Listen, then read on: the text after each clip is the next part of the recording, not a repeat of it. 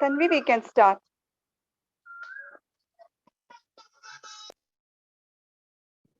Yes, ma'am.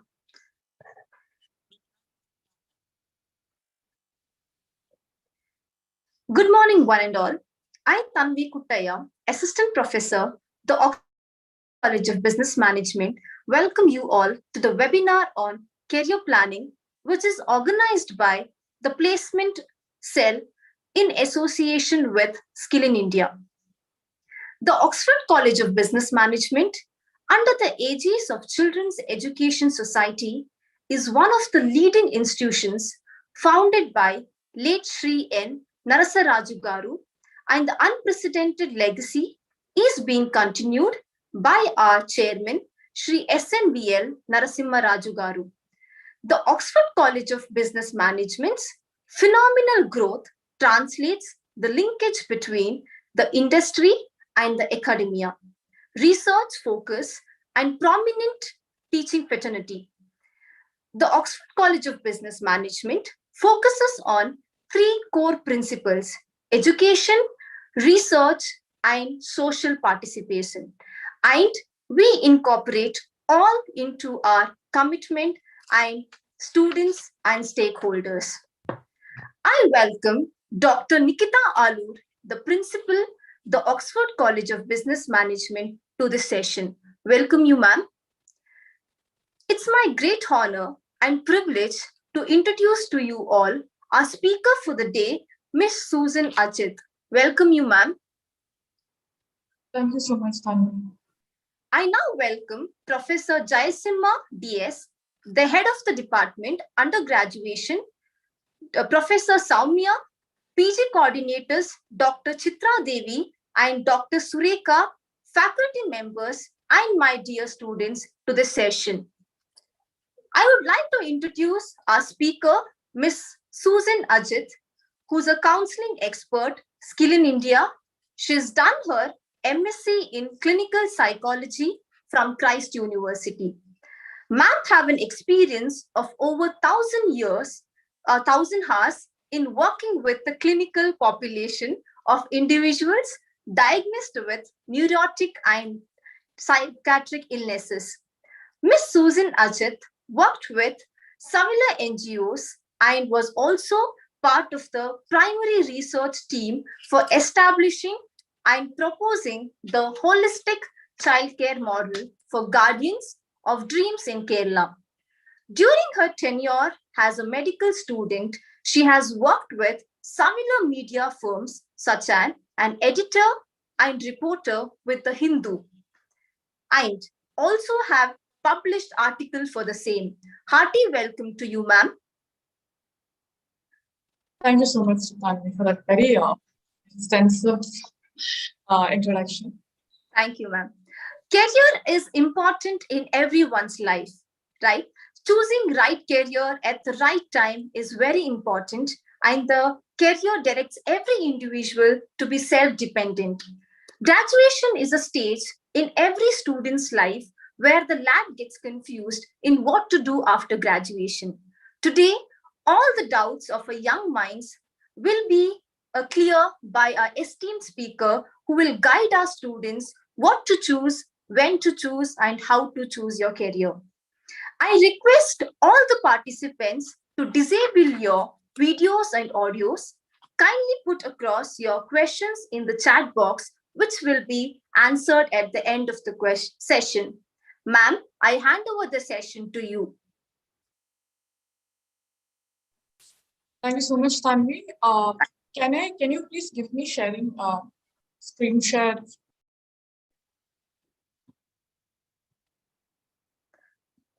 Samya ma'am, could you give her the...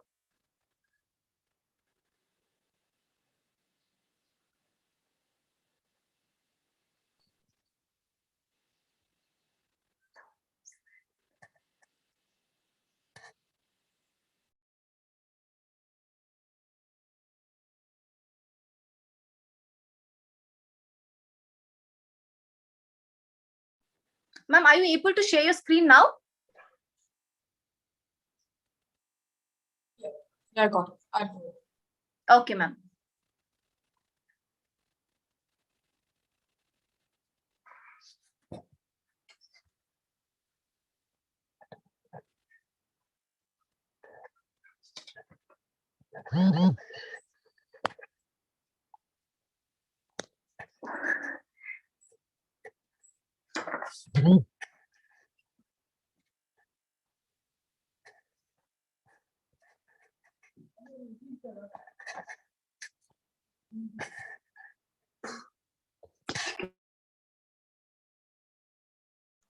Yeah, it's visible.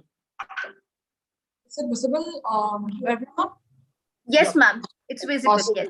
Thank you so much.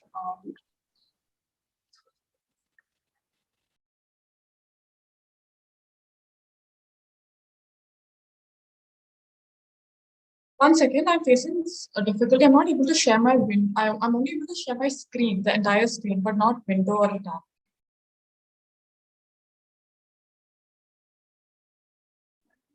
Anu ma'am, could you look into it? Ma'am?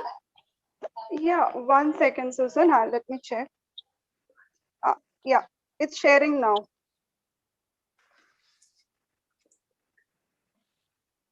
All right. Okay. Yeah, Susan, it's visible. Okay. Okay. Great. Yeah. So welcome everyone to the workshop and on career success planning. I hope all of us have a great experience, a good, learning experience during this workshop. And it's very important that we have an extremely interactive workshop and we do not, it's just not really one-sided where I'm just giving you all of the advice and, providing you a couple of tips on how to go about it. But I want it to be an active interaction because I believe all of us are equally equipped in, teaching each other certain things. Right. So before I go ahead with the next slide, I want all of you to know that this workshop is not going to be in particular to, let's say, how, with respect to your subject matter expertise. Now, all of us come from very different backgrounds. We have, very different skill sets or interests for a matter. But what I'm going to primarily be focusing on is you as an individual, regardless of what your specific, subject matter expertise is or your skill set is, that you're able to work on that. You're able to work on your particular strengths or a particular interest or hobbies and do a good job at that, right? So basically being able to succeed or being able to have a good career regardless of which path you take. Now, before I introduce myself, which Fanny has already done, I just want everyone to turn on their videos so that we can have, at least I can put a, face to your names and it's much more interactive and, much more of a personal experience considering we're very limited within our virtual constraints. So can everyone take a minute and please turn on their videos?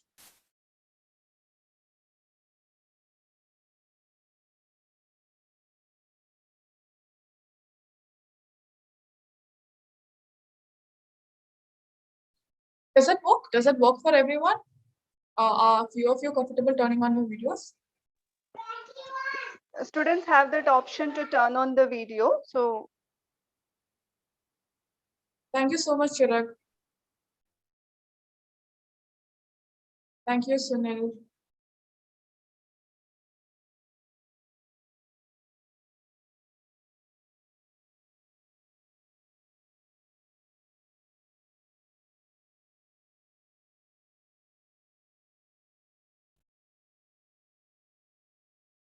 Awesome. Just a very few of you. You guys need a couple more minutes? Any particular challenges?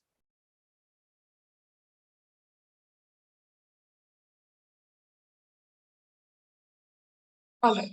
So before we get into the content, I would expect more of you to turn on your videos, but let's not, waste our time with this.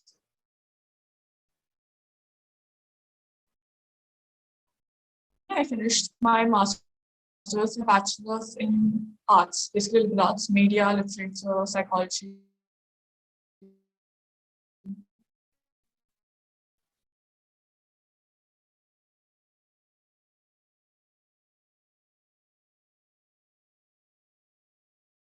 Working with clinical setups. I've also worked in the social setup, with a couple of NGOs routes, to being a clinical psychology student who works in clinical setups. It's been quite a, varied diverse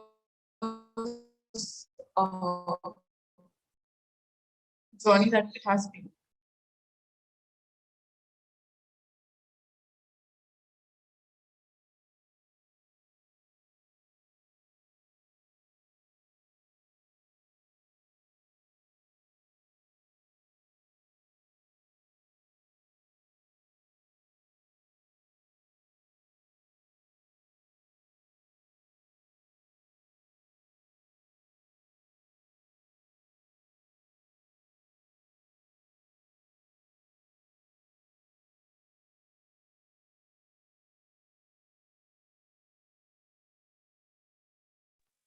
I think Susan is finding some network issue.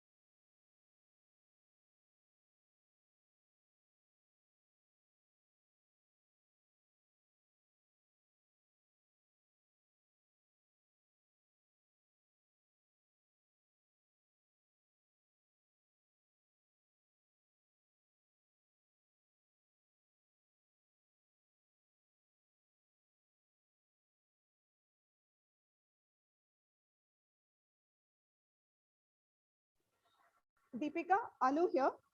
Deepika, Susan is trying to rejoin. Meanwhile, can you continue with the session? Yeah, sure, Renu. I'll do that. Yeah. So can you allow me to share my screen? Yeah, you're a co-host now. You should be able to. 1 minute.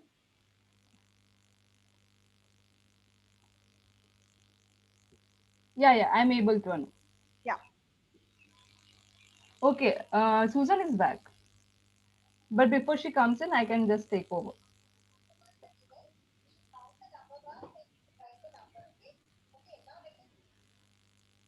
Okay, she's there.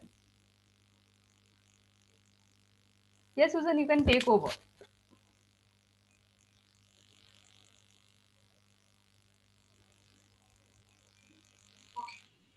Am I audible to everyone? Yes, Susan. Yes, ma'am. I'm so sorry. The whole power went off.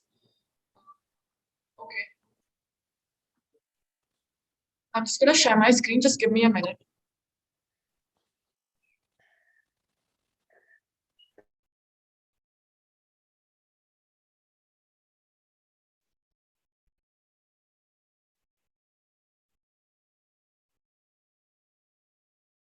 Yeah, is my screen visible to everyone? Yes. Yeah, Susan, it is visible. Yes, Susan. All right. Thank Yes, you so much. Okay, guys. So, like I was saying, yeah, this is a little bit about myself. So, along with me, there's my colleague Deepika as well. In case we face any sort of technical difficulties, like we just did, she'll be taking over. She'll be basically my support during the session. So, yeah.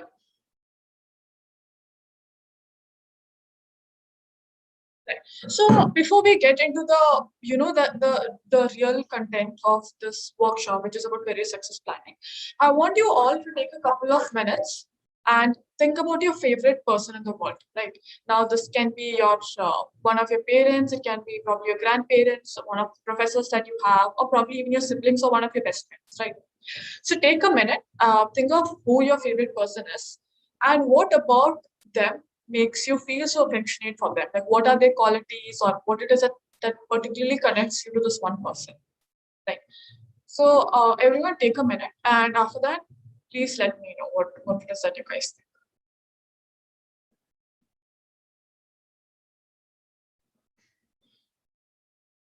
And please feel free to unmute yourself and talk. And I want to reinstate that please turn on your videos. I don't see any videos turned on there.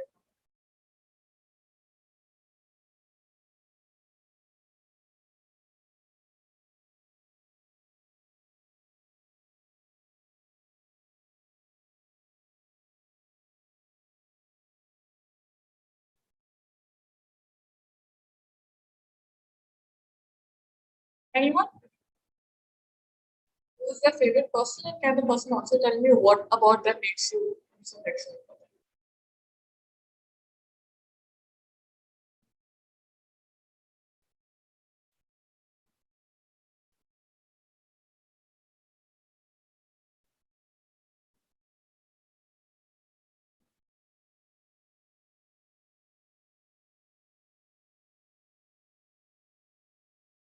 Am I audible?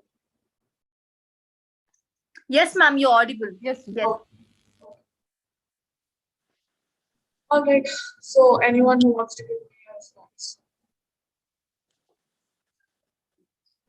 So Sant says his mom and MS Dhoni are his favorite people. So could you tell me why?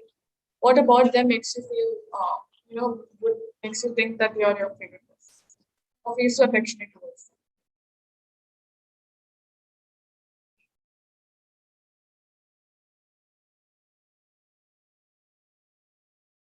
Anyone else? Sant, meanwhile, you can put it up in the chat box. Anyone else?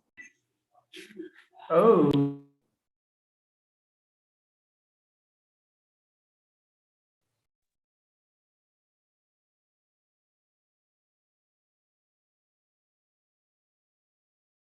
I can tell you about my favorite person. In fact, one of my favorite, she's also my favorite person and almost a role model to me. This was my computer science professor in college. And one aspect is that she's been extremely strong with me. That despite even the department being at times quite hard to run or having to face many challenges, she always stuck to, very stuck true to her ideologies or her specific traits that she wanted to uphold, her values, her traits, etc. And that was very admirable for me. And as an individual, as an upcoming the psychology student, I felt like this is something that I wanted to, see in myself, or I wanted to aspire to be that person. So, Sant says such as mom's selflessness. I think a lot of us can relate to that, right? Our parents' selflessness, specifically our mom's selflessness, is something that really strikes a chord in terms of, our personal growth, or the fact that our selflessness also teaches us a lot about how to be a better human to others, how to be a better, kind person or listener, how to care for others, right? Sneha says it's her brother. Sneha, could you please unmute yourself and tell me why?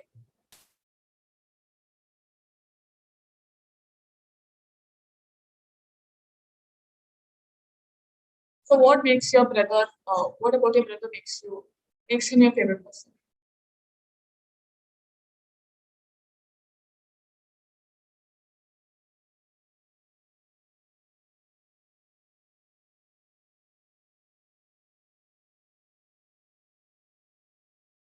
So, Sneha, you are messaging me directly. If it is possible, you could send it to everyone.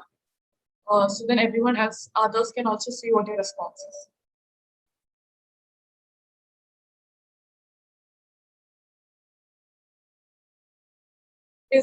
Are my questions not audible to everyone, or am I clear? Like, is my voice clear to everyone? Yes, ma'am. So I'm assuming, Sant, you must be facing some network issues on your end. So in case anyone feels that I'm not clearly audible, please let me know. Yes, Neha. Audible, mom. Yeah, so it is my brother, mom. What about it, brother? The way he cares, the way he protects. That's really nice. Yeah. So all of us have our favorite people, right? And there are certain qualities of theirs that we really admire. And at one point, you can also say that these qualities of theirs makes them your favorite person. In fact, this is one of their biggest strengths, right?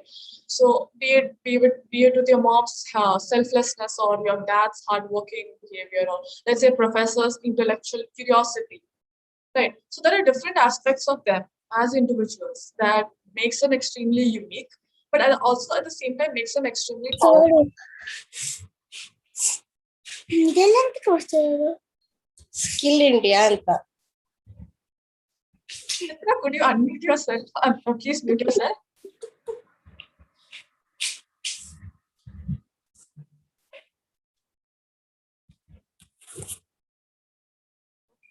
So, like I was saying, these are their strengths, right? Let's say what Sneha said, her brother's caring behavior. So, similar to this, while they also have their very strong strengths, which makes them who they are. This is also something they probably inculcate to their everyday functioning, right? Be it at their workplace, be it with their any sort of relationships, not just family, Usually, right? But at the same time, we also acknowledge that while all of them do have their strengths, Happy. they also happy. Happy.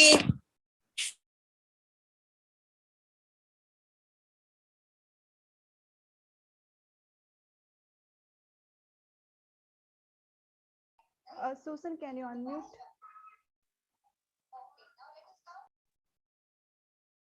thanks.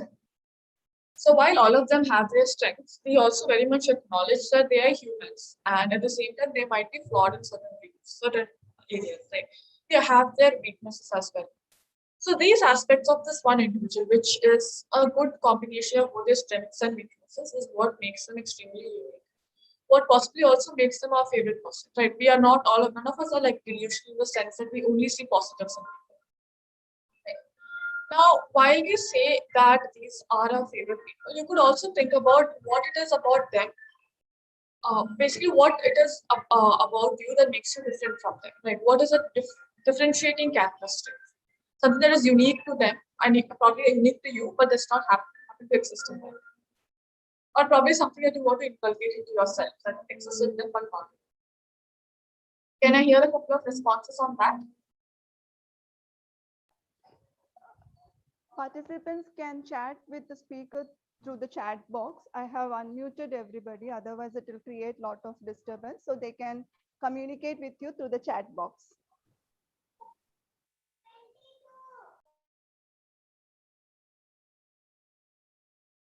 Guys, please post your answers in the chat box. Then I'll be able to provide you with. So basically, think about one aspect that makes you different from this favorite person that you have in your mind. Right?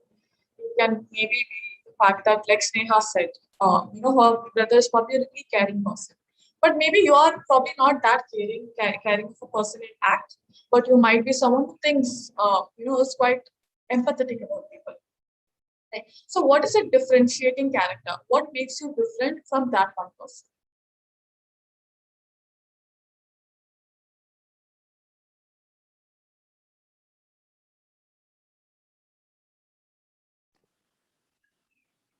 I request the participants to put up in the chat box.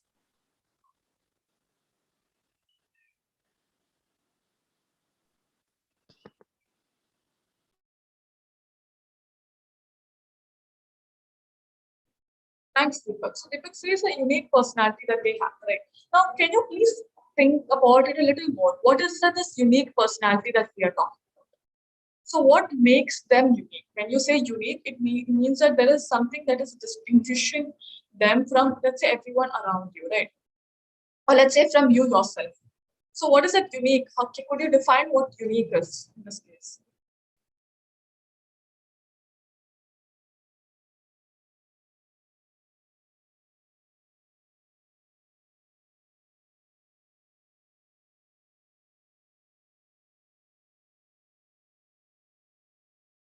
So their maturity and their persistence, right? So Sant, now when you're saying it's their maturity, their persistence, you also would probably say that this is something that differs, let's say, between you and that person. Right, and but you also know that at the same time, this is a huge strength that they have that would probably help them go very far ahead in their life in whatever probably in whatever they choose. Maybe it can be taking the role of let's say homemaker, or probably taking the role of let's say a professor or a doctor, or let's say a MBA student, right, or a student. So something that you admire and that you want to inculcate. So throughout our life, we will come across many people like this, right? Many people who we admire, who have extremely different strengths from ourselves, who have extremely different personalities altogether, right? And what we learn to do over time is that we learn to observe and we learn to realize whether this is something that we want to inculcate, this is something that we want to aspire to be this kind of person, and how can this possibly cater to our whole rounded growth. So this activity was for you to just think of different kind of people in your life and how they have unique personalities, how they have been successful in their life, not necessarily in their professional identities, but otherwise also.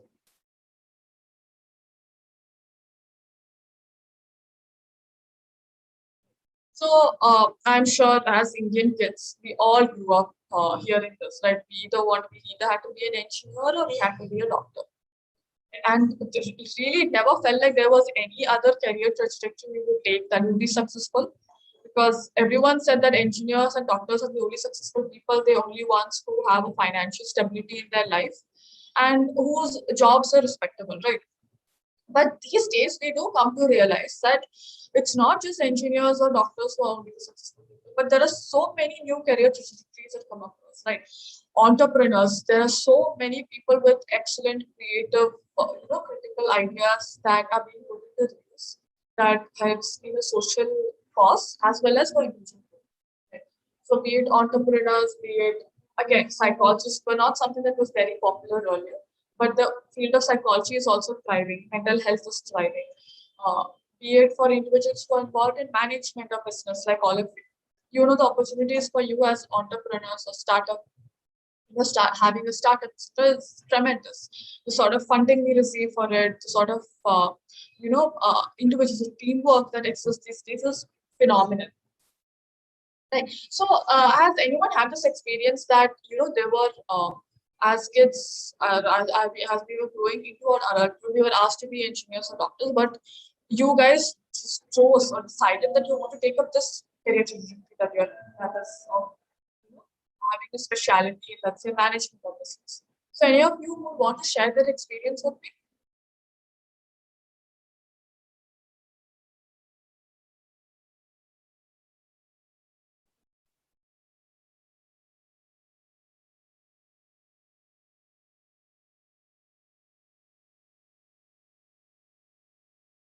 Any interesting anecdotes from your childhood or as you were growing up about why you chose this particular field that you're in, or took up this particular UG degree that all of you are here for, right?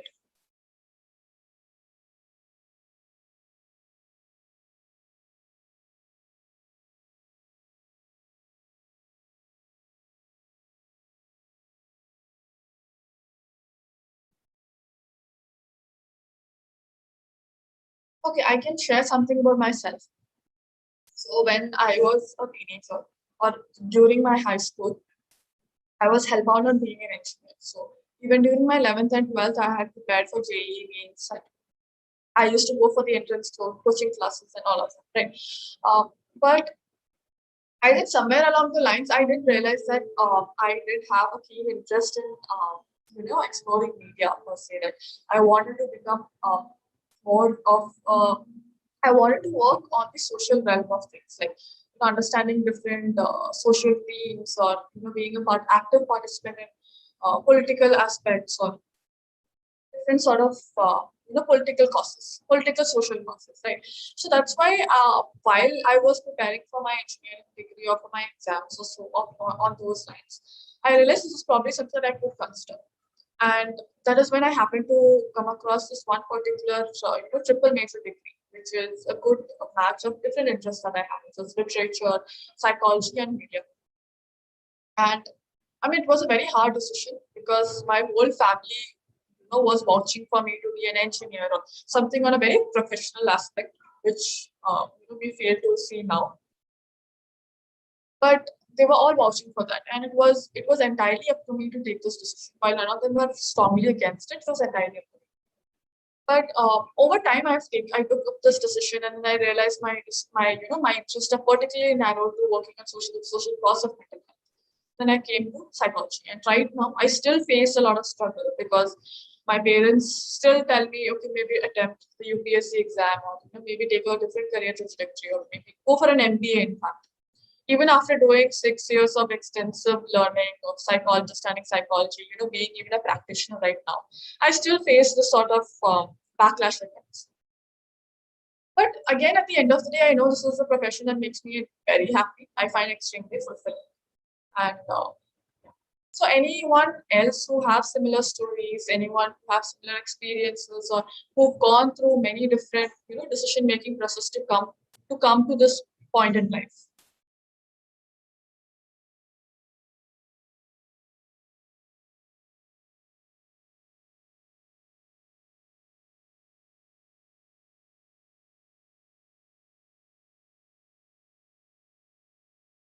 Guys, some response. Please put something up in the chat box. Otherwise, it will almost the discussion won't really be much effective. You guys won't even have a really good learning experience unless we choose to interact with each other.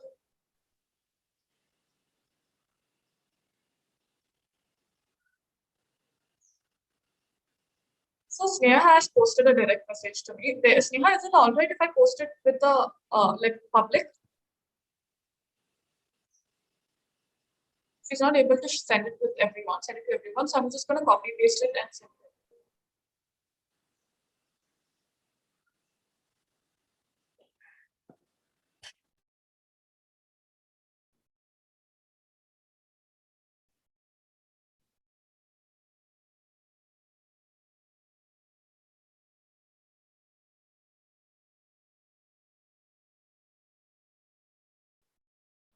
I think we are facing some difficulty. I'm not even able to copy paste the text. You also see if you could give everyone access to chat access to everyone.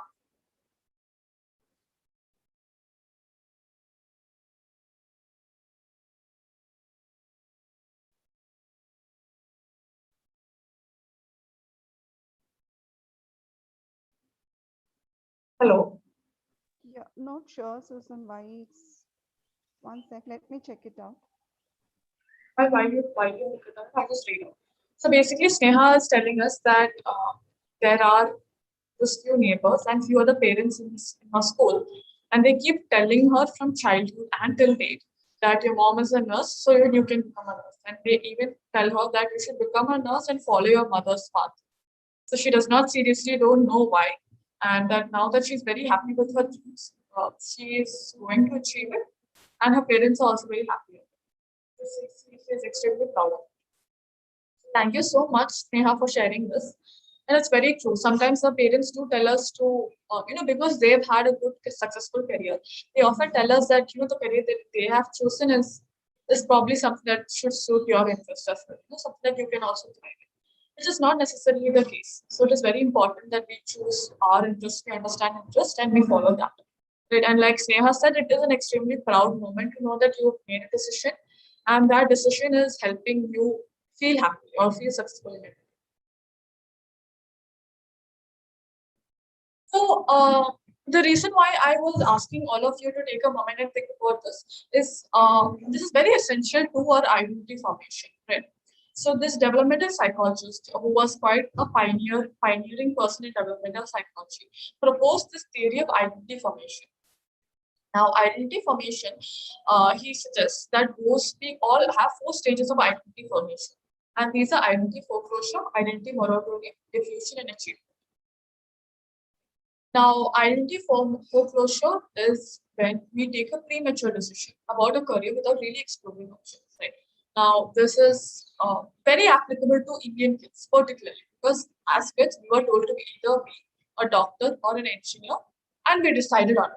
We did not really explore what other options are there out for us, or what it is that we want to take forward. But we rather decided on this one decision, which was put across by everyone else. Right? Or let's say in Sneha's case, if Sneha was told to be a nurse, And let's say she decided to be a nurse. Right. So she decided to take a premature decision that was imposed by others without really exploring her options. Now that is identity foreclosure. Then we have identity diffusion. Now identity diffusion is where you have not explored any options, you have not made any decisions. Now again, many of us are probably in this state as well. We probably right after 12th standard, we just took up the one thing that seemed most accessible to us, most easy to us. And we did not really make any decision, we did not really take any, explore any options, but we just went into the one thing that seemed most feasible. And so this is diffusion, where we've not explored, nor have we actually taken any decision. And thirdly is identity moratorium. I personally feel like I am in identity moratorium most of the times. That is when you're really exploring your options. You're constantly looking at the varied interests that you have, the varied, interest, you're exploring the varied hobbies that you have, the passions that you have, and you're constantly exploring, but you've not really come to a particular decision as to where you want to narrow it down to. That is identity moratorium. And finally, identity achievement. Now, identity achievement is almost this very idealistic state, I would say, where you feel like, okay, you have explored everything and you have finally come to a decision. Because after sufficient exploration and after sufficient thought, we have come to the ideal decision, the most perfect decision for us, right? And we've achieved our identity, be it in terms of career, be it in terms of anything. Right? So, identity achievement is applicable to very few of us. In fact, it's applicable to very few out there as well, right? In terms of people who have built empires or had really good career journey going on. Identity achievement is sometimes something that we go back and forth with. Identity achievement and identity monopoly is something we go back and forth with. Because while we also achieve our identity formation, it's also important to explore constantly. While we work towards something that we have decided on, it's also important that we keep our options open and we keep exploring, right? So, I mean, what I want to suggest is that the whole aspect of identity formation, we need to always keep ourselves extremely open to the idea of exploring. So now, while a couple of you might be in identity foreclosure, identity diffusion, I suggest all of us move towards identity moratorium, where we just explore it. And probably after a couple of exploration, couple of months of exploration, exploring different items, you'll probably realize what is that you're really passionate about. And then you would come to identity achievement. For example, let's say right now I'm a psychologist. Now this is an aspect of myself I believe I've reached identity achievement. But then there are also times when I go back into my identity moratorium where I explore are there any other options that I can probably look into. Probably in terms of, being a mental health content writer or being a mental health advocate. So these different kind of explorations. And then I come back probably again on something that I've decided and take that forward. Right. So we have a text from Sang. He says that he also chose commerce stream going against the odds. As everyone else in my family is from science and engineering background, but I was clear with my goals and plan. So I went ahead with it. I believe it is very important to actually know our strength. Absolutely, Sang. So that is extremely important. That regardless of what people say, that you should go forward with, we precisely know what is in your interest. Right, so you're exploring your options. We knew he was interested in commerce, we went forward. So, anyone else who would want to share with me as to which stage of identity formation they think they are in, and why do they think so? If there is someone who is in identity achievement, I would be happy to hear about that as well. People in identity moratorium, I want to know how you guys explore it. If there are anyone in diffusion and foreclosure, it's absolutely fine. You could also probably tell me why that happened, right?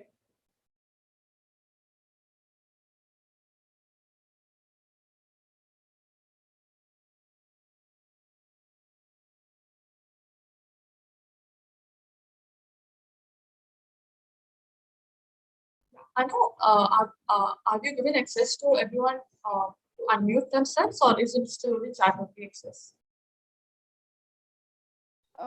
Right now, I have not given.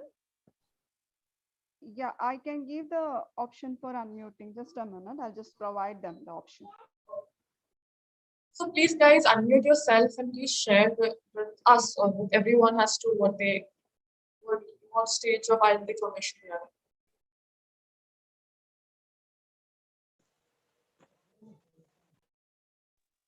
Participants can unmute themselves and answer back.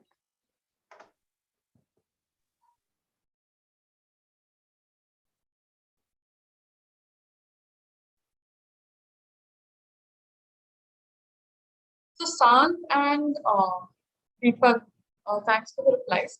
Can you both please unmute yourself and please respond? I think it would be great for the general aura, like the general atmosphere that we're creating.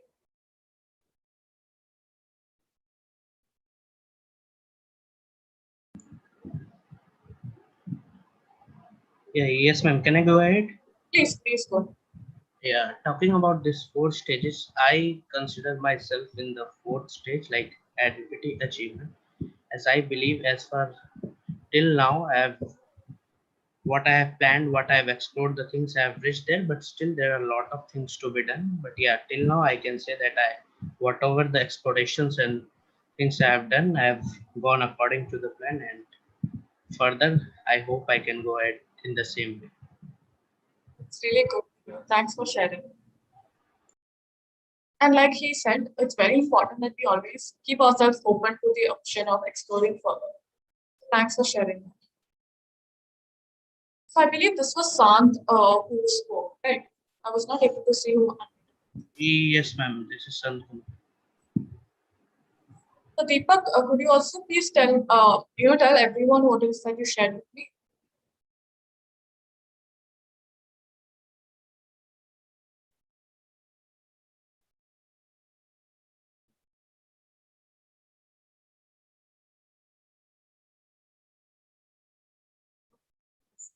So basically, what Deepak has said is that without knowing ourselves, we cannot possibly plan our career, because that's extremely important, knowing our strengths. So knowing yourself is extremely important. Thanks for sharing that, Deepak. So now, what is it exactly? What exactly is knowing yourself, right? What is it that makes you who you are as an individual? Now, there are different aspects. Again, this is beyond the limit of the constraints of our the scope of our discussion, right? Because knowing yourself can happen from different aspects. But primarily, there are 4 aspects that we can all look at, which is what are our strengths, right? What makes you who you are, which is your personality, that's those unique traits. What are your interests? What are your values? And finally, what are the skills and aptitudes that you have, right? Now, I will be taking you through all of this step by step, but this is going to be the general overview of how we're going to go about this workshop.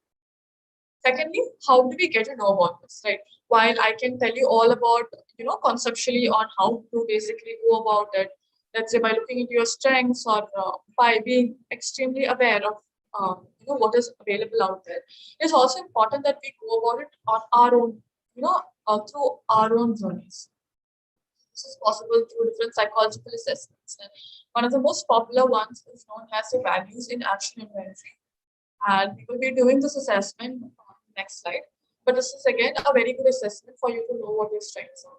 Secondly, engagement reflection. So taking out a couple of minutes every day, seeing what it is about the day that you really enjoyed, what tasks did you really enjoy doing, what does it not enjoy. And then asking others, right? Asking your family, your friends, professionals, your teachers as to what it is that they see in you that might be a strength of yours, that might probably make you something that is probably make you unique as compared to the rest of them. And finally, again, the whole identity moratorium stage where you actually dive into it, you take a leap of faith and you explore. Be it, let's say you want to explore a little bit of sketching, you probably want to explore a little doodling, maybe getting into a little bit of fitness, or exploring different content categories as well, like being a content writer, technical writer, etc. Right. Find new things, exploring what works for you, and observing what it is. Are you enjoying this particular activity or whether no?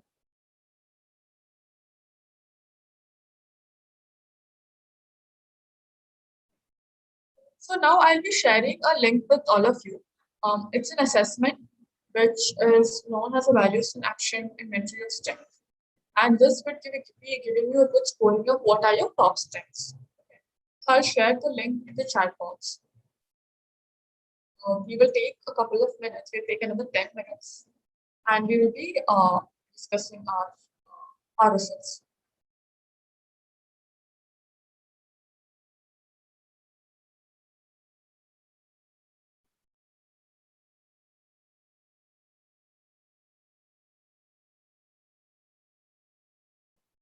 Is the link visible to everyone? Did everyone get it? Yes, ma'am. It's visible. Awesome. Thank you. So now it's 11:46. We'll take up till 11:55. So I want everyone to do this assessment and share their results. I mean, if you're comfortable, please share the results and we can have a general discussion about this. Does it work for everyone? No, ma'am, this link is not getting opened. Like it is not in that format, I guess. It is not getting selected. What do you mean to say? Do you mean to say you're not able to copy this link or? No, actually, for a link when we used to click, that automatically gets opened. So that is not happening. And also when I'm trying to copy it, it is not getting selected. So Yes, this is what I was trying to mention earlier as well, Arun, that I'm not able to copy any text from the chat box.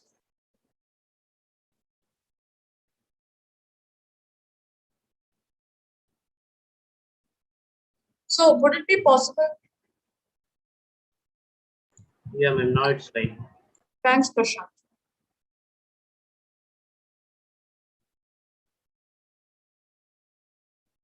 So everyone, please take next 10 minutes and please do it real quick so that we can have this.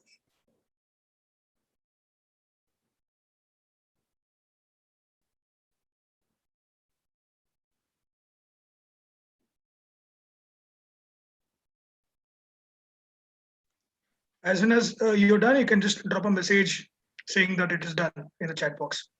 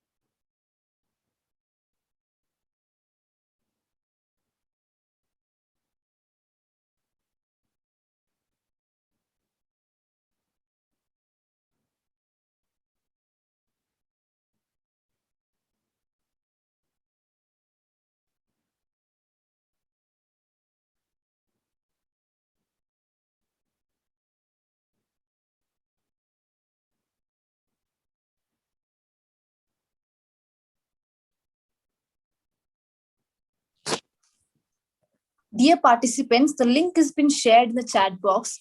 We expect all of you to fill it up.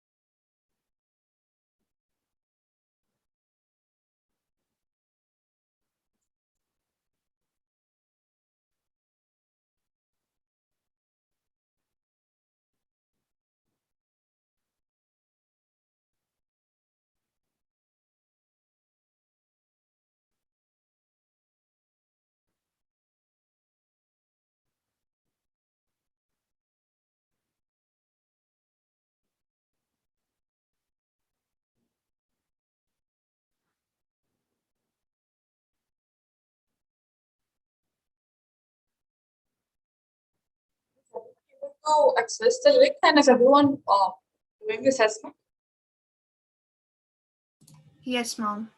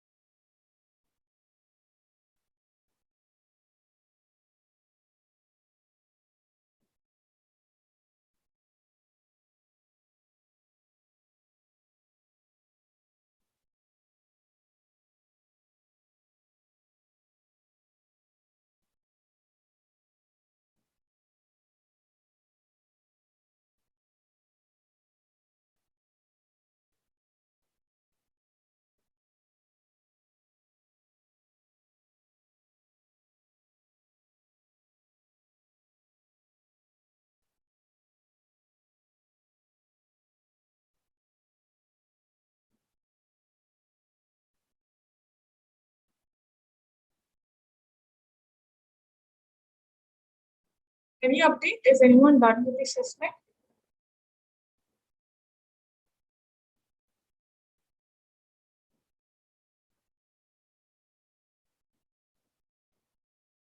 Or do you guys need a couple more minutes?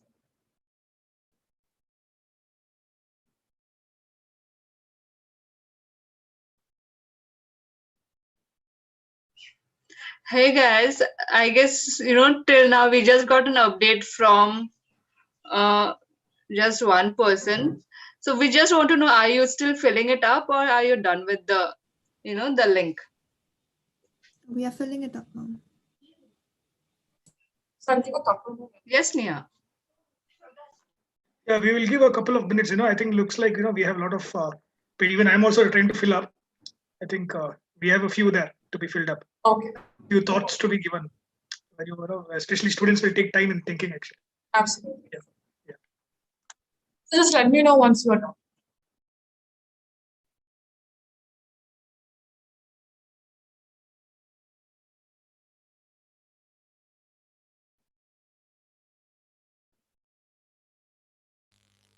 So Susan Sant is already done with the assessment.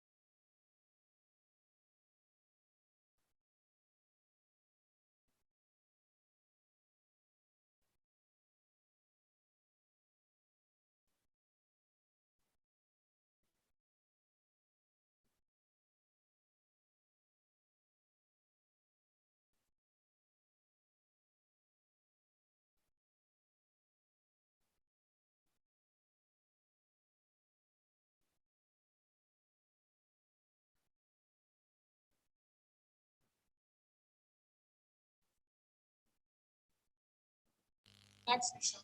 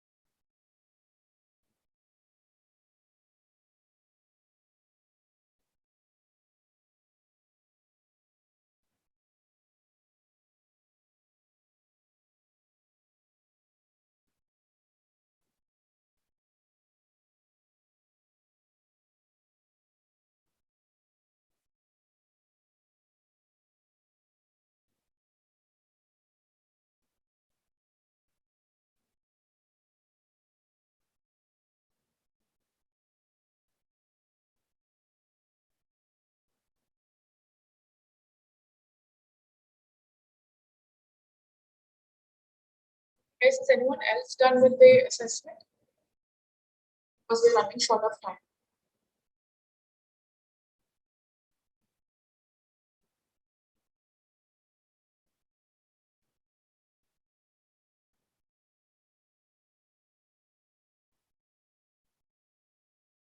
Are you all still doing it?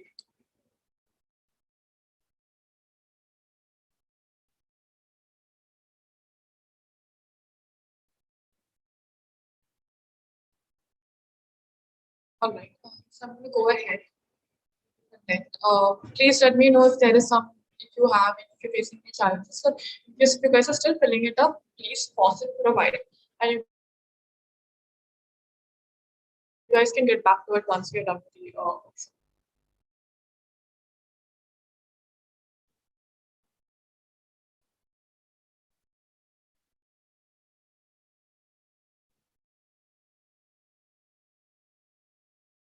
Yeah. Is my screen visible to everyone? Yes, ma'am. It's visible. All right. So now all of you must, for those of you who've done filling up the form, you must have seen that your results end up in 3 categories, right? So the first one is basically 5 signature strengths. Then you have your middle strengths, and then you have your lower strengths. Now these signature strengths, these 5 signature strengths, for instance, it is creativity, zest, humor, prudence, and hope. Now these 5 signature strengths or characteristics are aspects that impact your everyday function. Right now, they are signature. They're almost like signature traits of what makes you this unique combination of certain strengths that brings about a unique personality. Now, why are these called signature strengths? Is because they impact your everyday functioning in terms of the way you speak, the way you think, or the way you feel. Right. So it's everyday functioning that comes into your relationships, your professional identity, your academic skills, etc. Right. Now, all of us have extremely different character strengths. In fact, not just different combinations of character strengths. Right. Now, this is what makes you who you are as an individual. Right? These are your defining characteristics. Now, at the same time, you also have your middle strengths and you have your lower strengths. Now, your middle strengths are again strengths that are pretty prominent for who you are, but probably do not come into your day-to-day functioning, right? It probably might be specific to certain aspects, probably your professional identity or probably your relationships or work, right?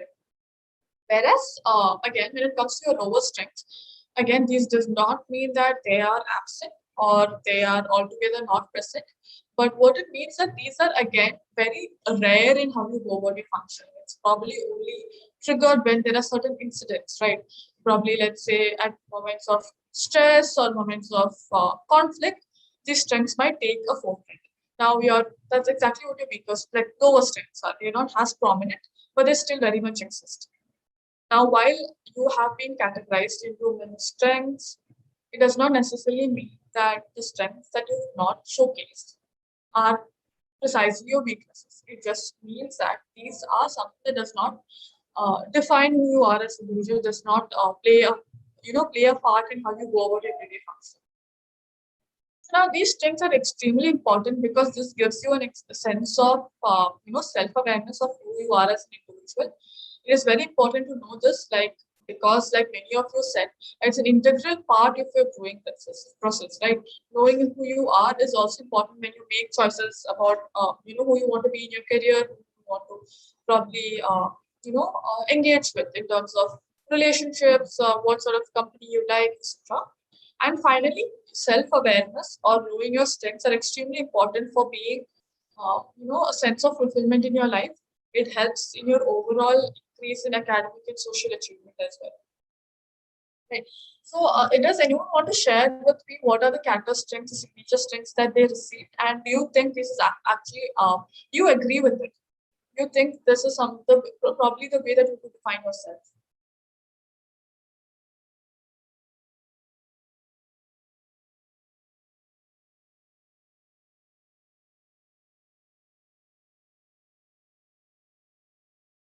Can I hear from a few of you?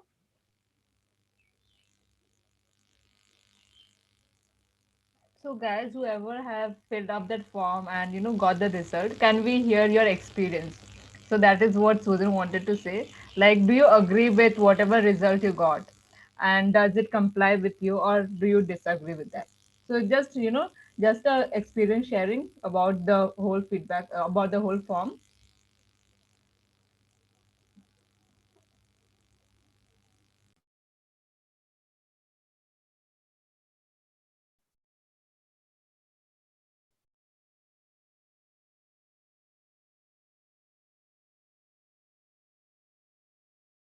Fan, Sylvia, Sneha. Participants, we expect you to discuss and have interactive session here.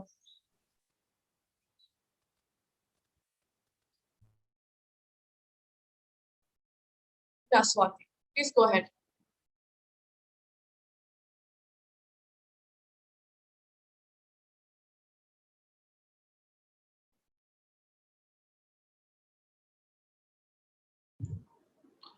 Yeah, ma'am, I can totally agree with the things I got at the last, because I believe like some of the things which I don't possess, they are in the lesser strength thing, and some of the things which I strongly possess, they are in the my signature strength. So yeah, I believe this survey was quite exact and true to the personality of a person. That's good to hear, Sam. So, like Sam mentioned, while some of these strengths might be as part of your lower strengths, again, I want to emphasize that these are not necessarily those are absent in your, like personality. But it is important to know what these are so that you can also work towards building it further if you want to work on these particular strengths. Right? So, do we have any Potterheads here? People, huge Harry Potter fans.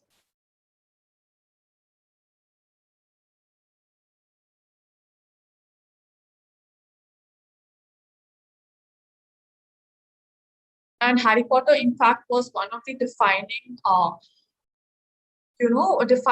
moments of my life. Watching Harry Potter growing up as a Potterhead, you realize what are the different strengths and weaknesses different characters hold. Right. So, any of you Potterheads, I'm sure there are many of you. I have till date not come across a huge crowd where there are absolutely no Potterheads. So, any Potterheads, please share in the chat box. And tell me, pick one of your favorite characters and tell me what it is that you like for that particular character.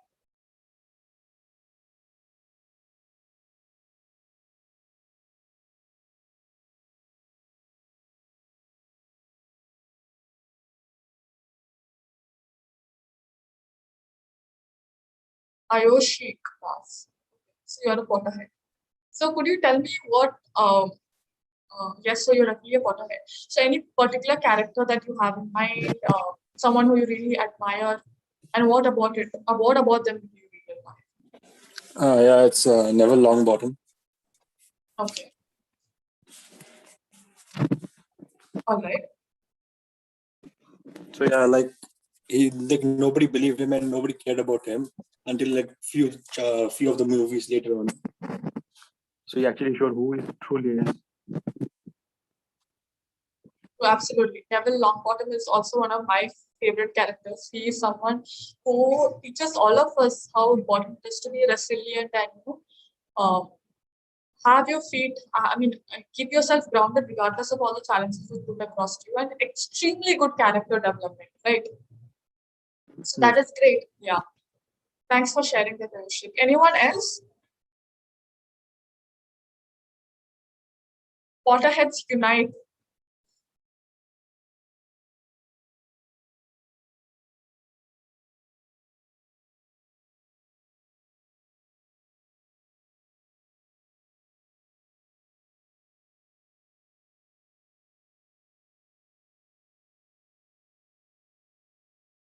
It's quite surprising to say that there are no other Potterheads.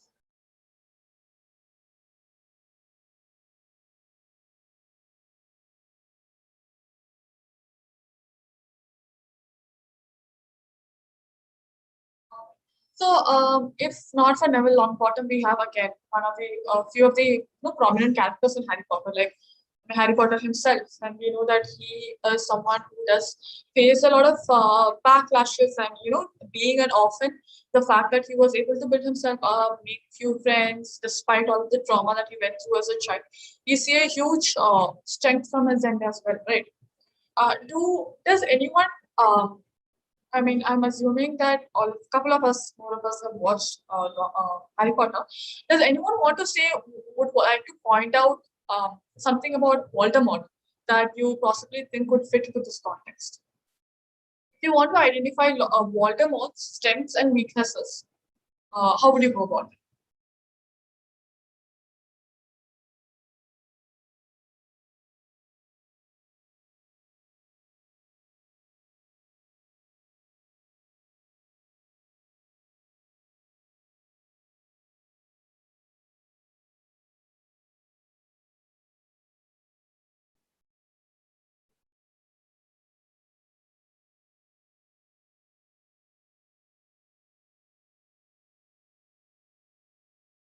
Ayoshik, do you want to share something on these lines? What was the question? First, what do you think about Voldemort? Do you think there were certain strengths or weaknesses of him that like to highlight? Like he focused more on gaining raw power than actually mastering something.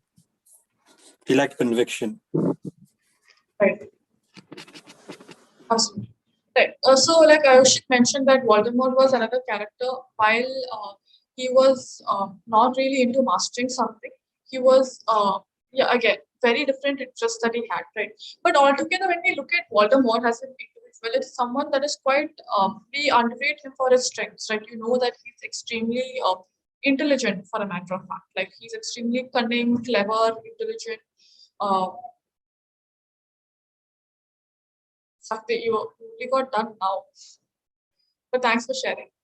So yeah, Voldemort as a character is extremely exciting, right? He's a very someone who has taken his strengths to a whole different level. But at the same time, you absolutely see that he despises his weaknesses. He seems quite blinded by what weaknesses that exist within him, right? While he might be extremely intelligent, manipulative, he has a quite you know extraordinary understanding of the human mind and how to manipulate the human mind. At the same time, his weaknesses are the fact that he is probably a horrible team worker. Like, he's not really great at understanding other people. He's not really good at empathy, right? He does not understand whether or not how other people feel pain or how he can probably be a better person in general. Right, again, so similarly, just like Voldemort, just like Neville, just like Harry Potter, Hermione, everyone, you can see that all of these characters have their strengths and weaknesses. While you see that in Voldemort's case, there's a lack of awareness. His strengths and weaknesses do not complement each other, but rather he has overused his strengths to a point that it has become quite, toxic for him, like a huge disadvantage for him, right? It puts him at a really bad spot. So similarly, while we understand what our strengths and weaknesses are, it is also important for us to understand what our skills, abilities, and aptitudes are. Right now, these are extremely specific in nature. Right, you ask yourself, what is it that you're good at? Am I good at being extremely critical in thinking? Am I good at providing constructive feedback properly? So we have someone who's really good at criticizing things, analyzing objects, and then putting into practical use. Right. So different methods. You're probably really good at listening to people and gauging what they're essentially trying to say.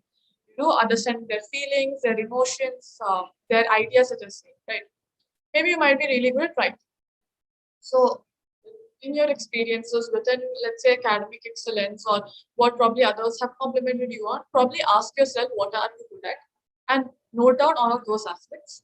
And secondly, most importantly, you also ask others, what are you good at? Now, this is essential because I believe that all of us do underestimate ourselves to a point. We are quite blindsided about our abilities or what we are good at.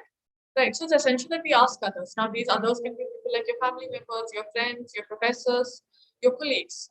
Right. Now, these are people who have seen you in different domains, different platforms, who have seen your skill set or exposure. Right. So ask others, at the same time also ask yourself.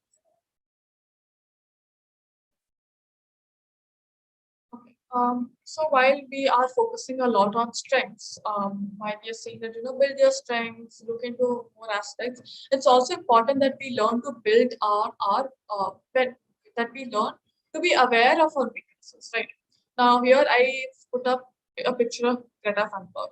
Now, Greta Thunberg has been a very social, influential social figure amongst all of us, as millennials, as young adults, as teenagers, in fact. We have been quite inspired about her journey, right? And there's certain things about her that makes her quite inspirational. So I'm going to play a video of hers, and I want you all to watch it carefully and provide me feedback on what it is. Why do you think that I have played this video?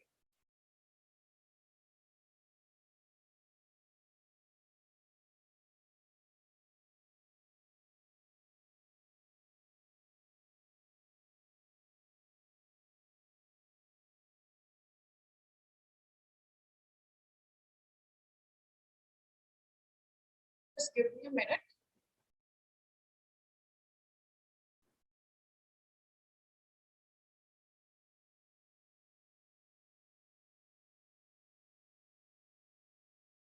Is my screen visible to everyone? Does everyone see a video page? Yes, ma'am. Yes.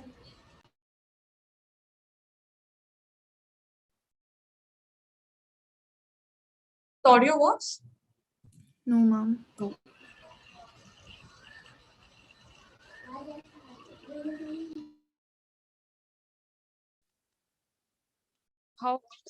How about now? No, ma'am, it's not audible.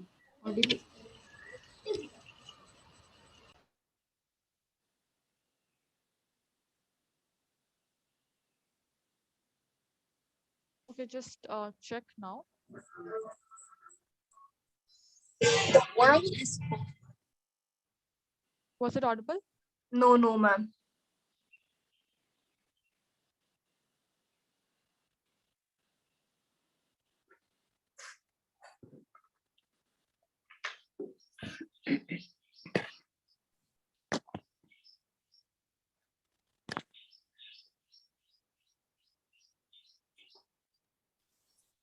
Okay.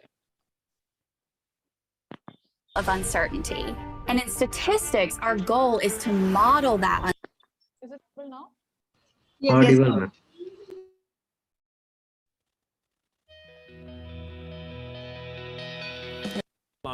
Last year with her solitary strike against climate change outside Sweden's parliament. She's inspired millions of supporters to rally in more than 150 countries. Greta recently sailed across the Atlantic Ocean in a zero-emissions yacht. She landed here in New York, where she'll be speaking at the UN's Climate Action Summit later this month. And Greta joins us at the table. Greta, good morning. Good morning. Glad you made it on the boat. Glad you made it. Yeah. Your message for world leaders is that it's time to panic, and you want them to panic. What do you hope happens next? I mean, of course, by panic, I don't mean literally panic, but that especially they step out of their comfort zone, because the planet is outside its comfort zone, and we also need to be outside our comfort zone to prevent the worst consequences from happening. And what I want people to do now is to become aware of the crisis that is here, and that I tell world leaders when I speak to them, and I tell them how it is, how I tell them the science and how it looks like, and what do they say? You said to us a moment ago you want to push them against the wall. Yeah. To shame them, you said. those who need shaming. And it's that I have been doing for quite a while now, and it actually has a lot of impact when you speak like truth to power, when you don't bother to be polite, because this is such a serious crisis, and we cannot focus on what we can or cannot say. Now we must speak clearly about what is happening. I'm wondering, Greta, what gave you the confidence to do that? That's what I was wondering too. Yeah. I don't know. I just know what is right, and I want to do what is right. I want to make sure that I have done everything in my power to stop this crisis from happening, to prevent it, and that I promise myself that I will do everything I can, and that is what I'm trying to do. And also, I have Asperger's. I'm on the autism spectrum, so I don't really care about social codes in that way. In fact, you called your Asperger's, you called it a superpower, a gift. What do you mean by that? Yes, in some circumstances, it can definitely be an advantage to have some kind of neurotypical diagnosis and to be neurodiverse.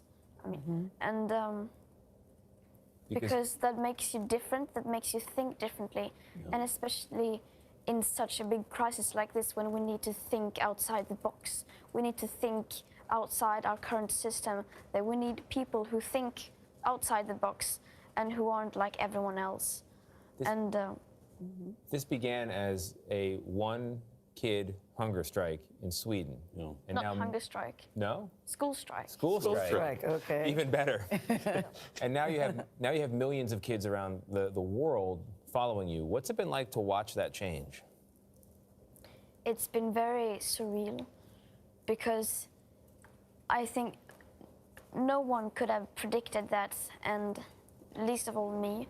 So it has just been an adventure, seeing all the things that have been happening, and to see all these millions of children school striking for the climate, demanding a future, saying that why should we study for a future that is being taken away from us when we are not doing anything to stop that. What's the one thing we could do, Greta, today, all of us who are listening to you? I think the most important thing to do right now is to try to understand the crisis, is to grasp the problem. Because I think that once you fully understand the climate and ecological emergencies, then you know what you can do as well. Right. And of course, there's a lot of things you can do in your everyday life, but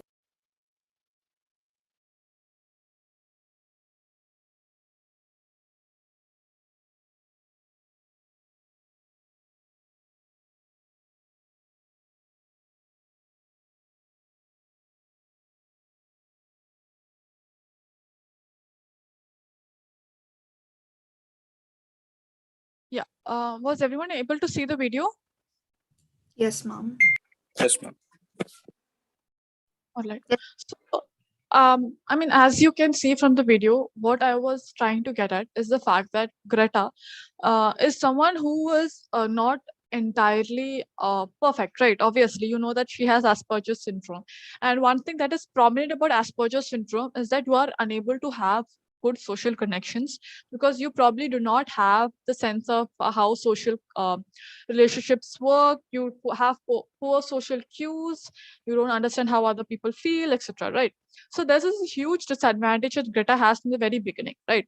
While you can probably call that as a weakness. Right. But at the same time, as you can see, she mentions that she has a huge disregard for social codes, right? Which means that she is quite brave and fearless to go against authority, or let's say go against the government in general, right?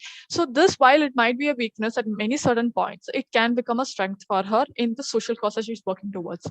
Similarly, the fact that while social connections might be weak, Asperger's provides you with a certain I would say obsession, a passion towards certain topics in specific. And again, this is a strength, also a weakness that Greta has used to her advantage, right? Now, what is essential to understand is why these weaknesses is important. Now, these weaknesses are very important that we accept. It is also important for us and all of us to know that we have weaknesses and no one is perfect. Like Greta mentions that she's extremely self-aware of what is a weakness and what is a strength within her. So it creates a better self-awareness. And finally, it is an opportunity to act and learn from, right? Knowing that social cues, social codes are probably does not matter to you as much, provides her with the strength to work against it, to work towards a cause that she's really passionate about, right? And finally, how do we use this to our advantage? We recognize and accept it. We use them to complement our strengths. So like I said, while Greta's strength is clearly one of her strengths is a passion towards a particular topic or particular social cause, her weakness might be the fact that she is probably having a high disregard for social cues, or she might not be good at social connections, right? But she has clearly used both of her weaknesses and strengths in a complementary manner for her better growth, right? So she has used it as an opportunity for growth. And finally, she compensates it with other people, right? Basically complementing her strengths or weaknesses with someone else's strengths or weaknesses. This is why extremely important it is to work in teams or have group work, right? So you basically compensate for your strengths, weaknesses. For instance, let's say you're someone who's shy at public speaking, but at the same time, you're really good at critical thinking, right? So you have many points, you're a really good thinker, you have many points to put across, but you're probably not good at speaking out loud, right? So now let's say you pair up with someone who's a really good public speaker and you're a really good thinker. So now this combination can really bring about a really strong team of working towards something that both of you are passionate about. And finally, you learn from example, right? So you're pairing up with someone who's really good at public speaking. You learn about certain tactics that they use, the strategies that they use, body language, their cues, etc., that makes them really good. Right. And finally, when it comes to, let's say, strengths or weaknesses, it is about being empathetic and building yourself up, right? Now, many of us, we know that when we react to someone else's failure, let's say a friend fails an exam, or let's say they make a big win, we're extremely excited for them, right? Even when they make a mistake or when they have a failure, we're extremely supportive of them. We tell them it's fine, you probably just try next time, try a different strategy, etc. Right? Or let's say they make a small win, probably they get a good grade in an exam, and you're honestly very excited for them, right? You tell them that they've done a great job, things have spanned out well, or be it a big win, you're super excited for them. You probably party with them, you celebrate with them, etc. Right? But now think about all of these instances to yourself, right? What would you do when you fail an exam? Now, many of us are probably really good at pacifying ourselves, telling ourselves it's okay, maybe the next time you'll try better. But others at the same time might be too harsh on ourselves, right? We might just tell ourselves that, see, you keep trying and you fail regardless, right? You're good for nothing. If you fail this exam, your future is pretty much destroyed. You have no career in front of you because you're a failure, right? So it is very important that we stop ourselves. We understand the self, right? So when I say empathy, I do not mean empathy just for the other person out there, but also empathy towards yourself. And a great way to look at it is to see how you would treat yourself, your friend, and treating yourself the same way, being kinder, being compassionate, being very understanding of yourself. Right. And finally, this is one of the most essential aspects. And while I did mention that in the beginning, that none of the career advice that I'm going to give you is not going to be industry specific, right? But these are essential skills that are applicable to any industry. They are transferable skills, right? No matter you take up, let's say, the career of an engineer, you take up the career of a doctor, you take up a career of, let's say, a marketing person or a psychologist. At the end of the day, we all work within groups. right? Be a part of, let's say, an organization or probably a smaller team, or maybe you are someone who works individually, but at the end of the day, the contributions that you give is to a whole group, right? So now these are essential skills that we are going to discuss, which are transferable, which are applicable to any industry, right? So firstly, it is learnability. Now this is your ability to learn, relearn, unlearn as and when required, right? Constantly updating your knowledge, constantly learning new skill sets. Secondly, resilience. Now resilience is extremely important because all of us are getting into a route where we are going to face many challenges, many drawbacks, many backlashes, etc. Right? We may feel like failures at times. So that's perfectly all right. But what matters is how do you pick yourself up after these certain failures in life? So that's about resilience. Thirdly, collaboration. Now, collaboration again comes down to teamwork. And like I mentioned, teamwork is so important because we all work in groups. So being a good team player, knowing how to handle teams, being a good friend, being a good colleague, extremely important, right? This is also where you complement your strengths and your weaknesses with other people. Fourthly, communication. Now, there is no, I mean, this is something I don't necessarily have to say, but we all know that communication plays a huge role. No matter how smart you are, no matter how intelligent you are, no matter how many thoughts you have, at the end of the day, if you're not able to communicate it to the right person in the right way, or being extremely articulate or, clear about your ideas and communicating the same, there is no point, right? At the end of the day, if it's everything is in just your mind and you're not able to communicate it, it's almost pointless. So it's very important that we work on our communication skills, and also very important we work on our English speaking skills, because English at the end of the day becomes the first language or the prime language between anyone, right? It's a common language now. So working on your verbal and non-verbal, be it writing skills and speaking skills. Then working on empathy. Now, empathy is your ability to understand what another person is trying to tell you, how the other person feels, right? Extremely important when you grow up. Let's say you take up a career and you're working in a group setting, to know how your teammates work. Critical and creative thinking. While creativity is all about out of the box thinking, critical thinking is knowing what all of these out of the box ideas is actually practical, right? So let's say you have probably 10,000 ideas on how to go about with your new startup initiative, but at the end of the day, you need to know who your target audience is, who is your market, how can you probably provide for them, and what is the best strategy you can use, right? So clubbing creativity and critical thinking is applicable to anyone and everything, like be it your everyday functioning, be it about problem solving, or let's say even facing network issues on everyday basis, right? And finally, it is negotiation and leadership. Negotiation is finding a bridge, a midway between, let's say, your different, what is applicable to you and what is applicable to the other person, right? So coming to a midway, which is both suitable for both parties and not really compromising on, your values or your ideologies. And finally, leadership.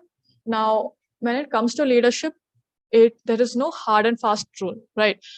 Most leadership theories, frameworks are all built after leaders, right? You see, let's say Jeff Bezos, you see Tim Cook, you see all of these people, and you realize that you analyze these people and then you come up with a leadership theory, right? So there's no hard and fast rule. Basically, what leadership precisely involves is the fact that you are able to work on your strengths. You're very aware of what are your strengths and your weaknesses.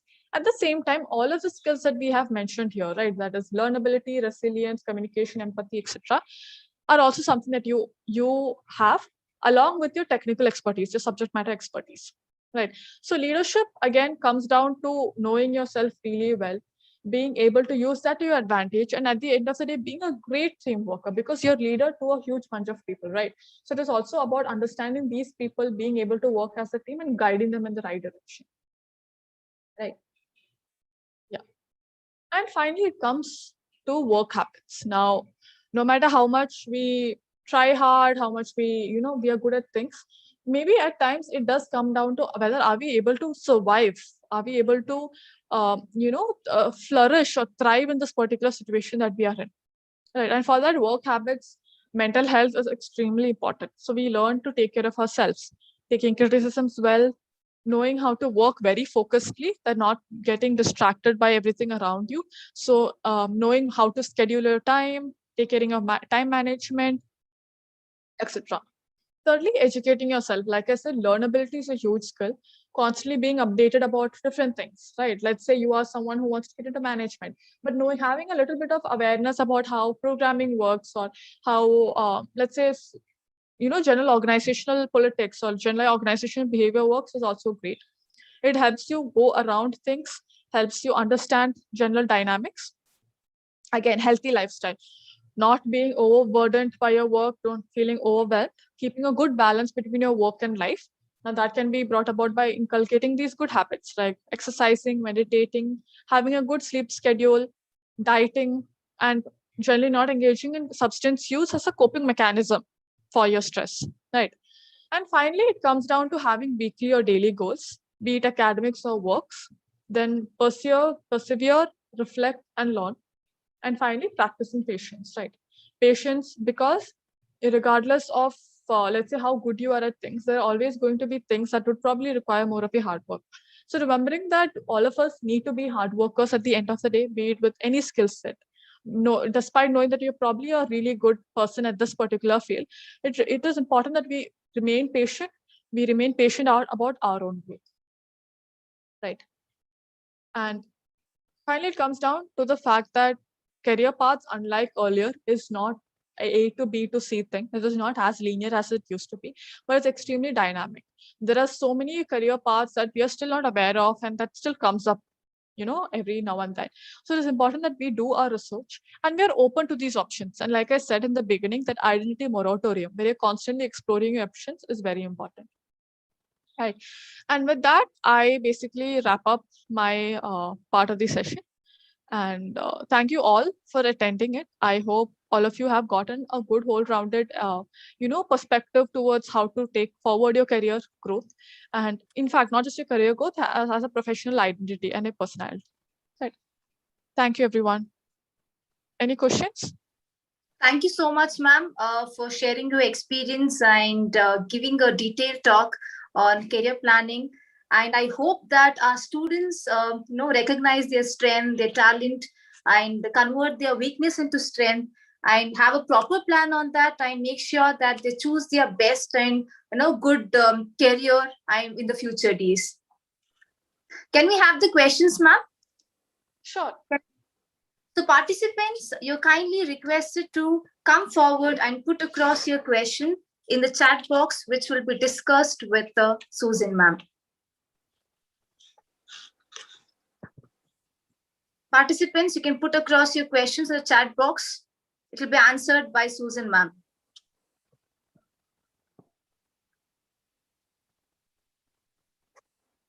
Thank you so much, Neha. Does anyone have any questions? We've not received any questions yet, ma'am, but yeah, participants, kindly, you could pose your questions. Any queries regarding the career planning, the process you need to understand, you could please put it out on the chat box. So those of you who weren't able to finish the BIA assessment, please do it at your own time. I believe it's an extremely helpful tool for you to go about your career planning as well.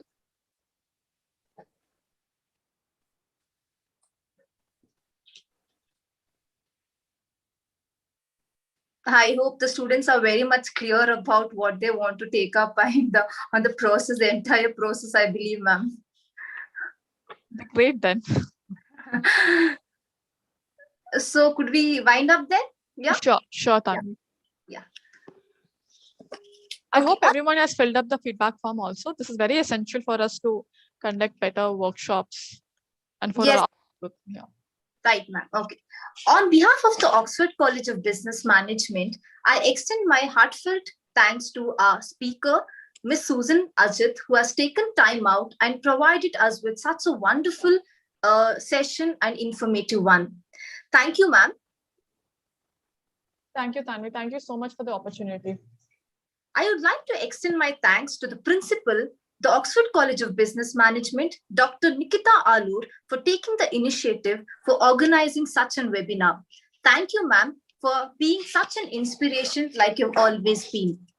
I would also like to mention my gratitude to the organizing committee, the Oxford College of Business Management for the zeal and commitment for handling the entire event. Special thanks to Mr. Prakash for the technical support throughout the session. Any event is never successful without its audience, and the same stands for us. I extend my thanks to all my dear students and faculty members. We hope to such an enthusiasm from you all in our further events. The feedback link for the session have been shared in the chat box. I request all the participants to fill it up before you leave the session. Thank you one and all.